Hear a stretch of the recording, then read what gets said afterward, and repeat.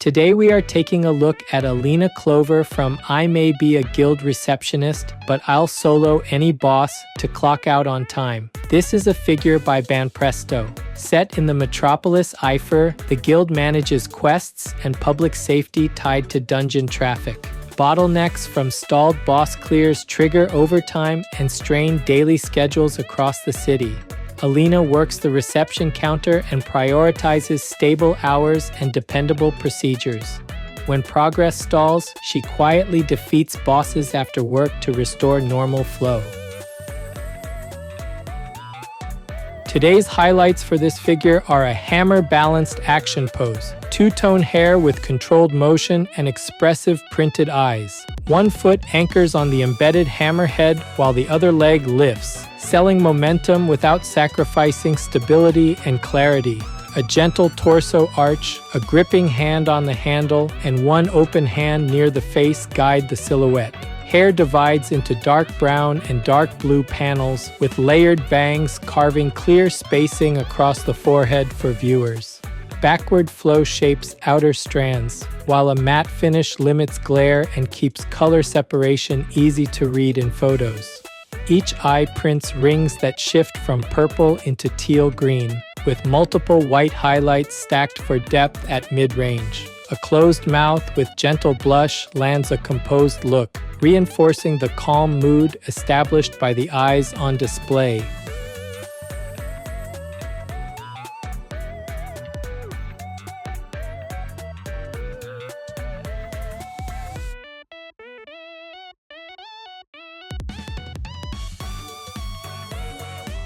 This channel brings you figure reviews and anime merchandise updates straight from Japan. If you enjoyed this kind of content, don't forget to subscribe.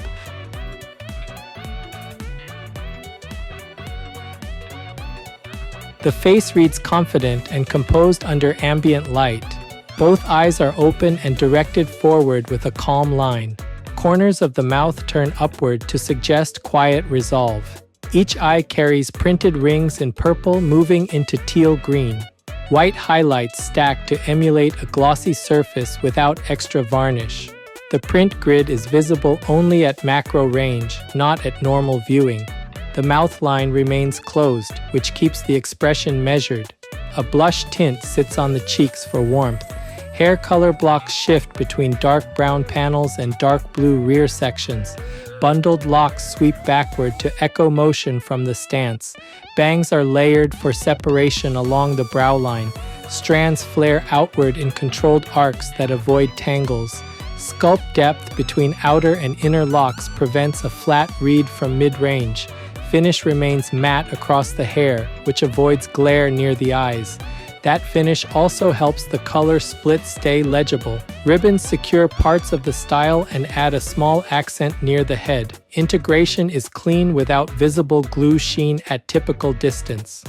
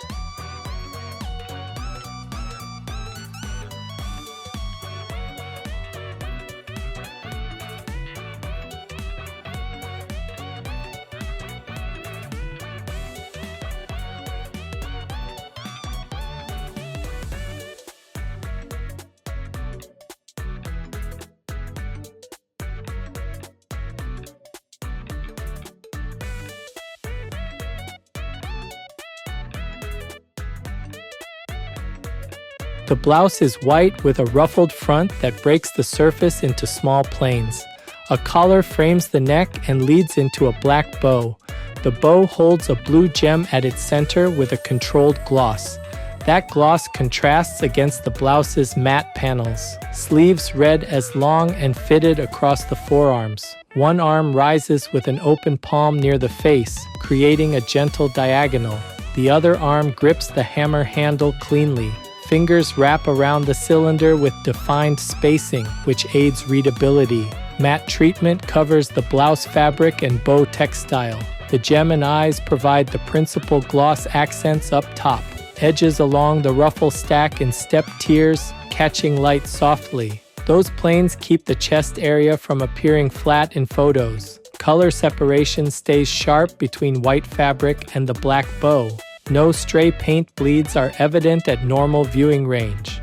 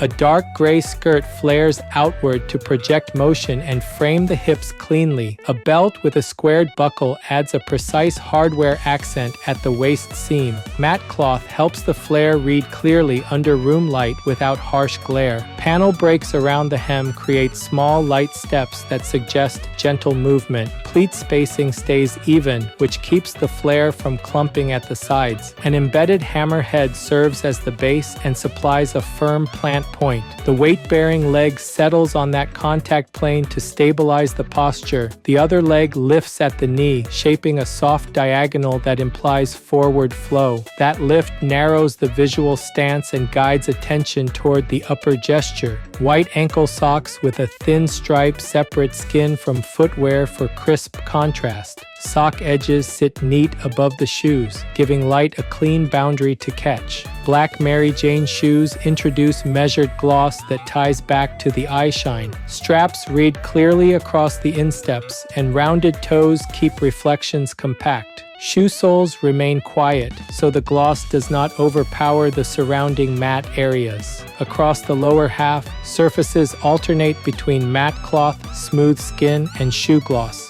This alternation prevents large flat fields and keeps the silhouette readable from distance. Pose mechanics rely on a gentle torso arch that threads through the plant line. Small skirt ripples near the waist imply motion without heavy creasing or clutter.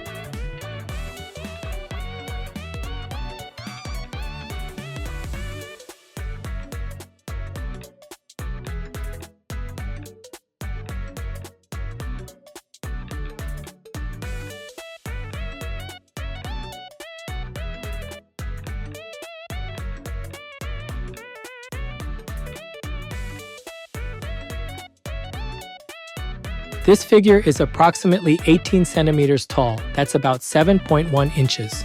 For size comparison, here's a 350 milliliter can. That's about 12 ounces in the US.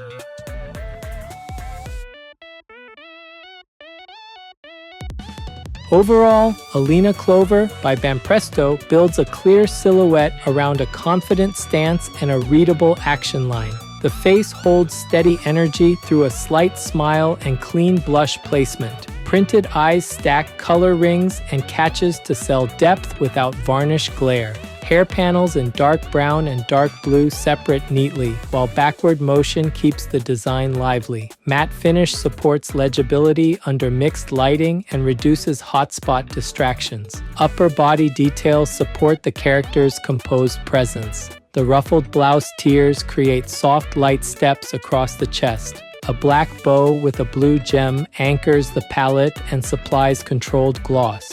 Arm language stays functional, with one open palm near the face and a clear grip on the hammer handle. Lower body choices continue that clarity. The skirt flare reads even from mid-range, and the ankle socks create a crisp boundary before the shoes. Footwear adds a small sheen that ties back to the eyegloss and center gem. An embedded hammer as base approach grounds the pose and directs attention along the planted line. Because of that, fans of I May Be a Guild Receptionist, but I'll solo any boss to clock out on time or Alina Clover will enjoy this piece. With that focus, collectors who prefer dynamic weapon-based poses and school-style outfits should appreciate it.